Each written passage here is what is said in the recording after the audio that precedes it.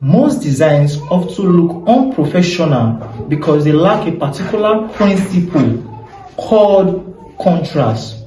Without contrast, your design may feel off and everything will be competing for attention. So today we'll talk about contrast with this clearly example on our screen. Here is an SPA flyer. You may be wondering what an SPA flyer is, but an SPA flyer is a place where people usually go for body treatment, massage, and a service they need. But looking at this flyer on this screen, which look more professional, the A or the B? Please let me know your answer in the comment section below. I know many viewers may go for that of B because everything look clearly seen. But that of the A, it feels off. Why? Because we can see that it's a bit difficult for us to see. Look at the heading, natural SPA and awareness. We see we have to strain our eyes so widely before we can read that text. And the subtitle under it, relax, refresh, and rejuvenate. It's kind of a bit clumsy together. But look at that of B. We can see that everything is clearly and be seen at the spot. How about the call to action button on both flyer? We can clearly see the call to action button more visible on that of flyer B. We can see book your appointment, while that of the A is blurry because of the text there, the faint text and the pale green there.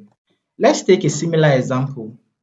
Imagine I have a red box with a black text which says welcome to JTech. Let me increase the size of the text a little. We can see that the black text suits more on this red background. This is a clear definition of how contrast should appear on our design. Take for another instance, I have this same background too, but with a different color, which is gray. And I have this same text, and I give it a white color. We see it's very difficult for us to read that welcome to JTech on this gray background. That is a low contrast. So we can clearly see that yes, contrast help our design to look more professional.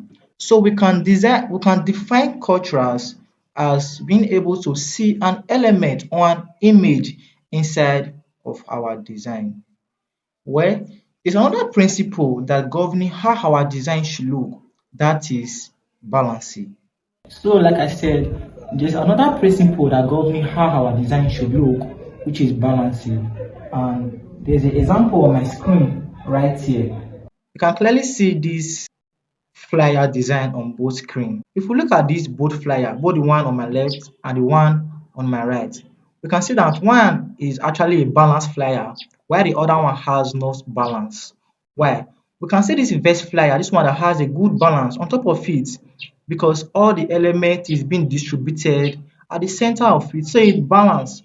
Unlike that of the other one that has no balance, we can see everything is pushed to one side, so it's one-sided element, so it feels too heavy on one side. So this design is so unbalanced.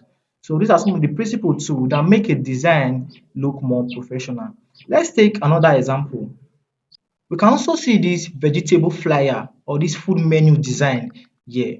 We can see that this first one, everything feels balanced because it's being centralized at the middle of our flyer.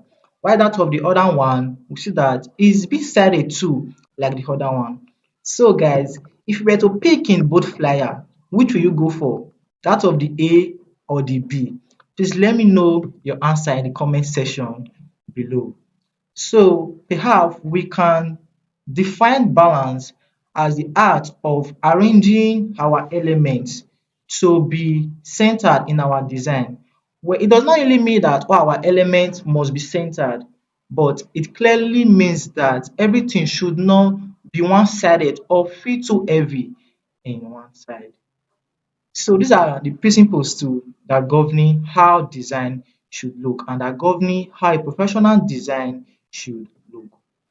We have talked about contrast and balance. We have learned that contrast is the art of being able to see elements or text in our design, And balancing too is the art of arranging our elements in our design to feel stable and to feel proper and be centralized too. So on our next video too, I'll be explaining other principles too that govern how a design should look. So if you find this video interesting too, don't forget to subscribe and like, and if possible, share. And also, if you have any question too, feel free to reach out to me through the comment section. See you on the next video. Thank you.